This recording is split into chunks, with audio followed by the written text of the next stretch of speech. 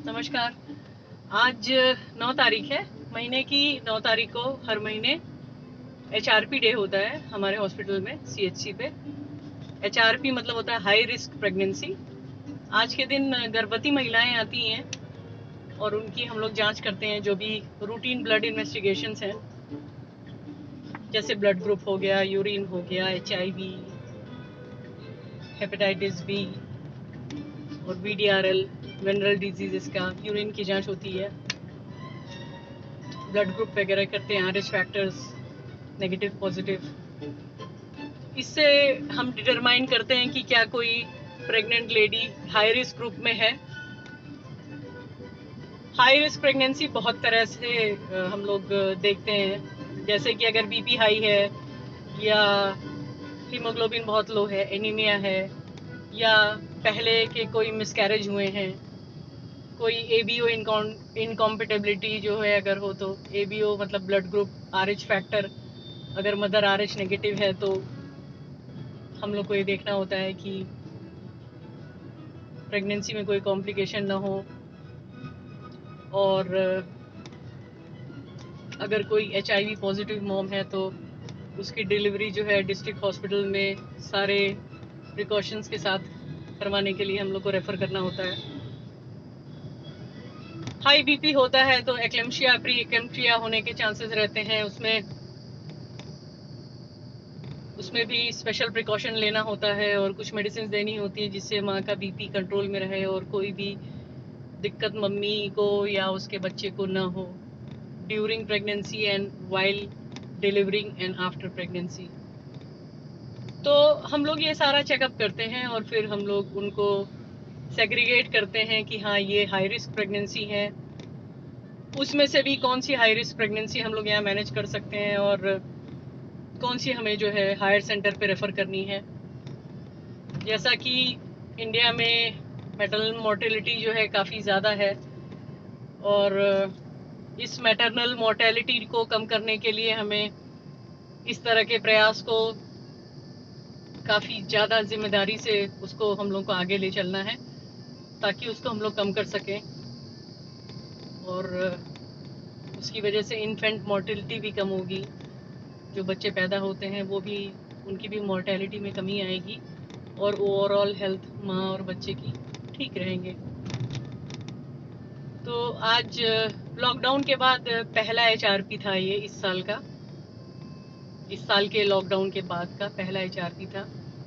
और आई थी महिलाएं, उसमें से भी कुछ लोग मास्क नहीं लगाई थी, तो उनको बहुत प्यार से समझाया कि मास्क लगाना कितना ज़रूरी है, और अगर ये बीमारी होती है प्रेगनेंसी में तो वो माँ और बच्चे दोनों के लिए जो है थोड़ी प्रॉब्लम्स क्रिएट कर सकती है।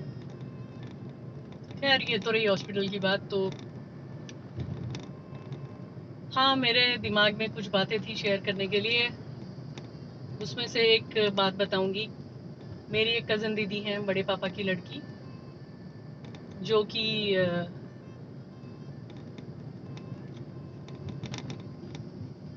ब्रेस्ट कैंसर से जूझ रही हैं।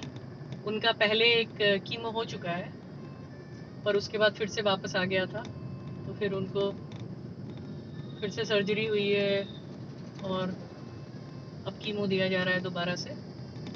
4 साइकिल कीमो लगनी है, 2 लग चुकी है। कल उनकी 3rd साइकिल थी, तो 3 लग चुकी हैं अब तो कल जब उनसे बात की तो उन्होंने हालचाल पूछा, और हमेशा की तरह बहुत खुश होते हुए सब कहते हैं कि हम सब जो है तुम लोग के प्यार और आशीर्वाद से जल्दी ठीक हो जाएंगे। और बहुत ही फाइटर हैं वो, मतलब हमेशा हंसती रहती हैं, और ताज्जुब होता है देख के कि वाह, कितना जीने का जज्बा जो है, जिसको कहते हैं, सीखने वाली बात है। खैर, तो दीदी से बात हुई, पूछे दीदी आप कैसे हो, क्या है, बताया कीमो लगी है, गर्मी बहुत लग रही है, डॉक्टर ने एसी में रहने से मना किया है, कूलर में भी रहने से मना किया है, तो फैन में बैठी हूँ। फिर बताने लगी कि आज कीमो चल रही थी और 4 बॉटल्स चढ़नी थी, तो बहुत सारे लोग थे वहाँ पर, तो हम लोग को बेड मिल गया था। जो पहले जो लोग आ गए थे उनको बेड मिल गया था, बाद में जो लोग आए थे उनको चेयर्स पे जगह मिली थी। तो चेयर पे भी बैठा के कीमो दिया जा रहा था। तो दीदी ने कहा कि मैं बेड पे लेटी तो थी, मेरे को कीमो चढ़ रहा था, फिर मैंने देखा कि चेयर पे जो है बुजुर्ग लोग बैठे हैं और हम लोग बेड पे लेट करके हम बेड पे लेटे हुए हैं। तो फिर मैंने नर्स को बोला कि भाई ये 2 बॉटल्स हो गई हैं, अब नेक्स्ट दोनों 2 बॉटल्स जो और चढ़नी है मुझे चेयर पे लगा दो, ये लोग बुजुर्ग हैं, इनको प्लीज मेरी जगह दे दो। मैंने कहा यार दीदी गजब की बात की आपने, तो मतलब दिल जीत लिया, दिल छू लिया। मतलब इतना खुश हो गई मैं ये सुन के कि यार देखो, एक इंसान जो खुद सफर कर रहा है वो इस बीमारी के दौर में कीमो चढ़वाते वक्त भी दूसरों के लिए सोच रहा है। तो मुझे बहुत अच्छा लगा। मैंने कहा ये होता है, ये जिंदगी होती है, जिंदगी जो जाते हुए भी देते जाती है वही जिंदगी है मेरे ख्याल से। और दीदी इसका परफेक्ट एग्जाम्पल है। खैर उन्होंने अपनी जगह छोड़ दी, फिर उनको नेक्स्ट कीमो 2 कीमो चेयर पे लगी, और आई एम श्योर कि जो भी वो बुजुर्ग थे उन्होंने बहुत आशीर्वाद दिया होगा। दीदी ने यही कहा कि मैं तो देख के मैंने ये सोचा कि ये तो बिल्कुल मेरे चाचा जी की तरह हैं। चाचा जी मतलब उनके चाचा जी मतलब मेरे पापा। तो मैं कैसे जो है लेट के लगवा सकती हूँ कीमो। तो खैर एनीवेज बहुत अच्छा रहा ये मुझे बहुत बहुत ज़्यादा इलेट किया इस चीज़ ने मुझे, और आई एम रियली प्राउड कि आई एम हर सिस्टर। और कल एक जगह बहुत अच्छा थॉट सुना था मैंने, अच्छा लगा मुझे, मैं वो शेयर करना चाहती हूँ। उसमें था कि small hinges move big doors.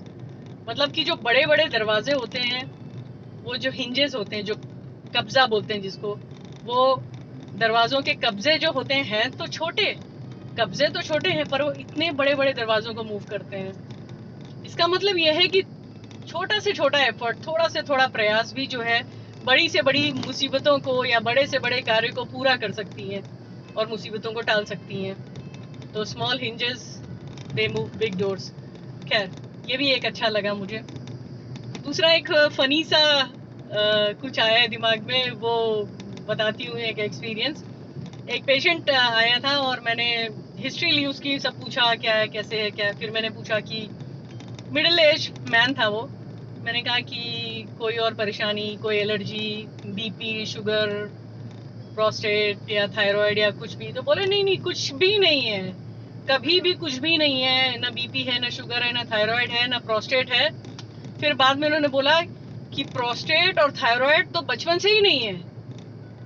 तो मैंने कहा ठीक है सर मैं समझ गई, और मैंने उनको दवाई लिख दी। और बाद में मैं जब इसको सोची कि अगर किसी का प्रोस्टेट या थायराइड बचपन से नहीं होगा तो उसकी ग्रोथ कैसे होगी और बाकी चीजें कैसे होंगी।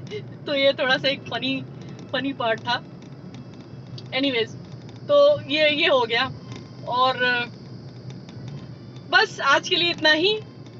और अगली बार क्या बोलती हूँ ये तो वो वक्त ही बताएगा।